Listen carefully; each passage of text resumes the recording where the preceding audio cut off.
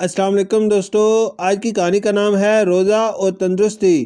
دادا جان چاند نظر آ گیا، مبارک ہو۔ اسامہ دوڑتا ہوا ان کے کمرے میں داخل ہوا۔ دادا جان نے بھی اسے مبارکباد دی اور پوچھا، اسامہ بیٹا انشاءاللہ کل تم روزہ رکھو گے؟ جی دادا جان، اور اس مرتبہ تو میں بھی رکھوں گی، یسرا نے کمرے میں داخل ہوتے ہوئے کہا۔ جی ہاں بالکل، دادا جان نے دونوں بچوں کو محبت کے ساتھ دیکھتے ہوئے کہا۔ بچوں، روزہ رکھنے کا بہت ثواب ہے۔ اسامہ: جی ہاں، اور ہماری استانی صاحبہ نے بتایا تھا کہ روزہ ہمارے جسم اور دماغ کی صحت کے لیے بھی فائدہ مند ہے۔ یسرا نے پوچھا، یہ بات میری سمجھ میں نہیں آئی دادا جان، یہ کیسے ممکن ہے؟ دادا جان نے روزے کے فوائد بتاتے ہوئے کہا، بچوں جب ہم روزے کی حالت میں کچھ گھنٹوں کے لیے کھانا پینا چھوڑ دیتے ہیں تو ہمارے معدے کو آرام ملتا ہے اور اس کے اندرونی نظام کی تجدید ہوتی ہے۔ ہمارے جسم میں کھانے کے دوران جو نقصان دہ اجزاء پیدا ہو جاتے ہیں وہ جسم سے باہر نکل جاتے ہیں، اس طرح ہم کئی بیماریوں سے بچ جاتے ہیں۔ اسامہ نے کہا، ہمارے جسم کے زائد چربی بھی گل جاتی ہے اور موٹاپا کم ہو جاتا ہے، کولیسٹرول بھی کم ہو جاتا ہے۔ دادا جان نے تصدیق کی، ہاں یہی موٹاپا دل اور بلڈ پریشر جیسی بیماریوں کی جڑ ہے۔ یسرا نے پوچھا، اور دماغ کو کیسے فائدہ پہنچتا ہے اور یہ تیز کیسے ہو جاتا ہے؟ دادا جان نے ہنستے ہوئے بتایا، دماغ سے کچھ ایسے کیمیائی مادے خارج ہوتے ہیں جو جسم کے خلیوں کی مرمت کرتے ہیں۔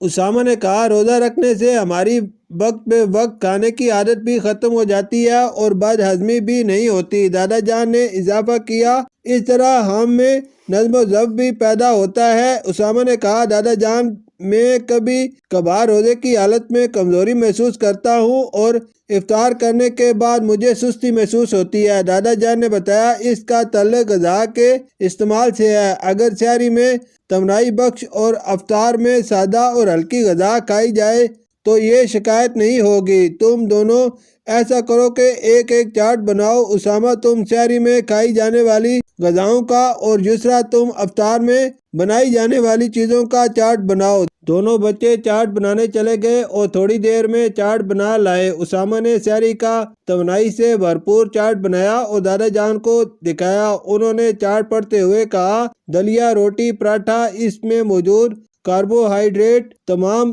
دن توانائی پہنچاتے ہیں۔ انڈا، کباب، قیمہ، اس سے پروٹین اور کیلشیم ملتی ہے۔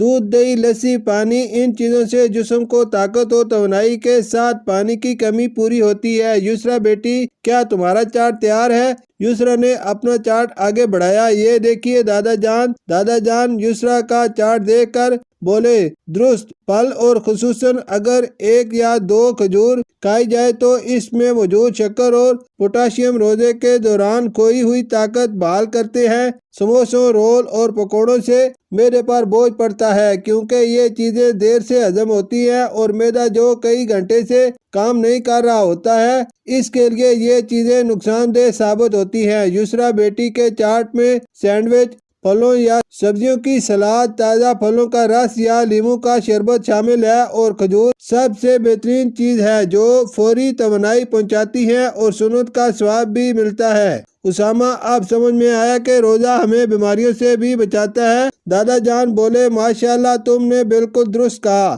اب تم دونوں سونے کی تیاری کرو تاکہ سحری میں آسانی سے جاگ سکو۔ شکریہ۔